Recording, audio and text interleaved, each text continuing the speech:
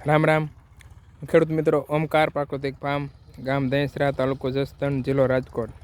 ખેડૂત મિત્રો, મારા મોબાઈલ નંબર છે 97 23 63 23 48.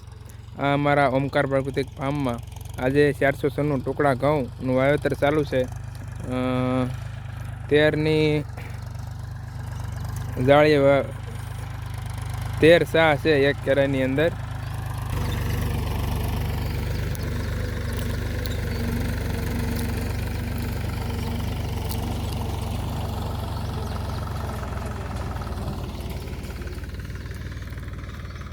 ને આજે તારીખ છે